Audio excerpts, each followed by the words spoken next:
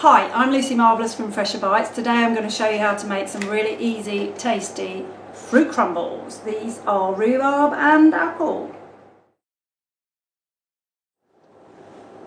We will start by making our crumble mix. We're going to make it in this big bowl. Here are my scales. If I put the bowl on and turn my scales on, it will zero, including the weight of the bowl. Then I can add my 100 grams of plain flour. When you get near, just add it very gradually. There we are. And 50 grams of butter. For this you want some nice hard butter that's been in the fridge. We're going to cube it.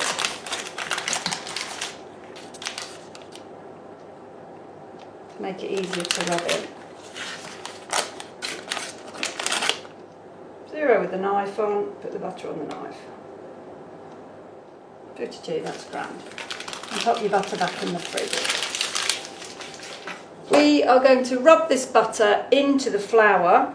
To make that easier, we are going to cut it into little cubes. We want to keep the butter cool, so we will just use our fingertips, not the palms of our hands. The palms are warm, and we just want to make it rub the butter into the flour until it's like fine breadcrumbs.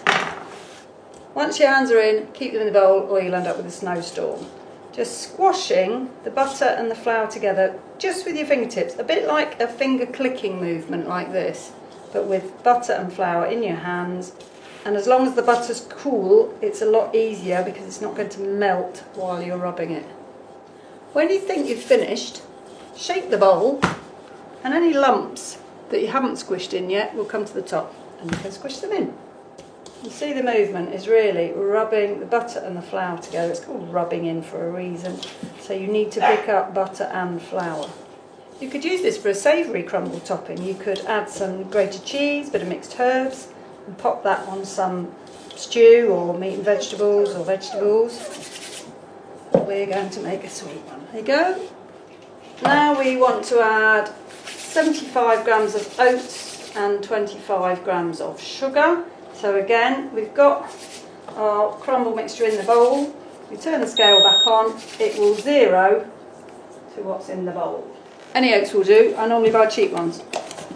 75 grams.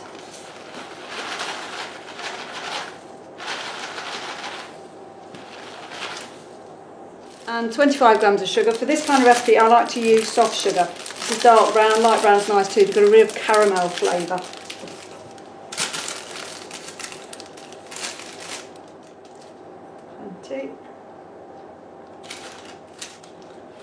And now we want to mix the oats, the sugar with the flour and butter mixture. Make sure it's all nicely mixed together. All mixed together nicely. Here's my rhubarb that I've rinsed. Rhubarb is a really delicious fruit, and at this time of year it's often free. If you know anyone who grows it, they usually end up with an abundance. It's quite sharp. Because we're cooking this for 45 minutes, we can use raw rhubarb. You could stew it and then it wouldn't take 45 minutes to cook the crumble in the oven.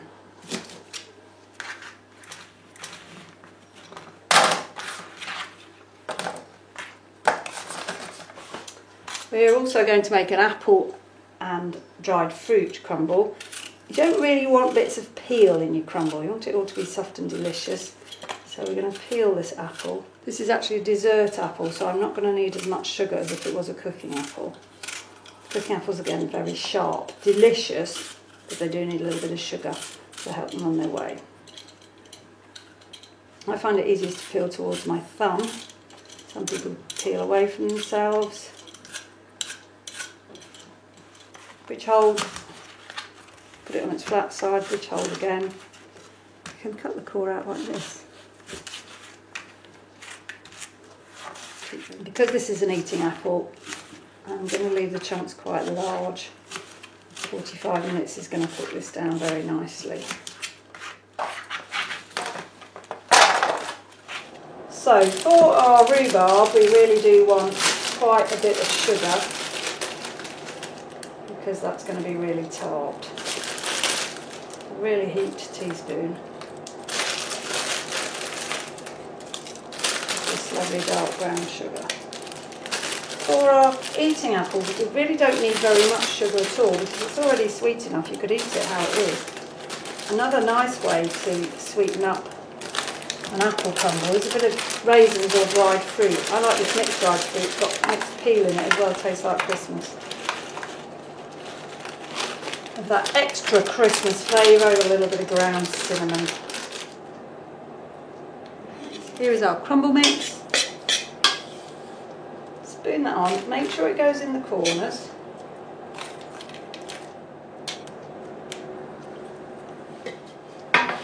You can cook these with the lids on if you wish to. If you leave them off, you get a nice crispy crunchy topping. I'm going to pop those in the oven for 45 minutes. Check them after about 20, and if the top looks too brown, cover them with a little bit of foil.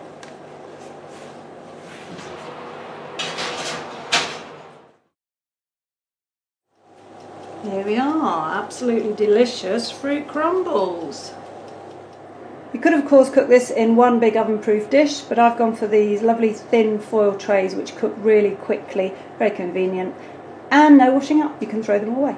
Once you've cooked something, please pop over to Facebook, let me know how you've got on, maybe show me a photo of what you made, or if while you're cooking you've got any questions, pop over to Facebook, Fresher Bites, ask me a question. There's a very good chance I'll be online and I can answer your question, or there might be someone else in the group who can answer your question too. Happy cooking!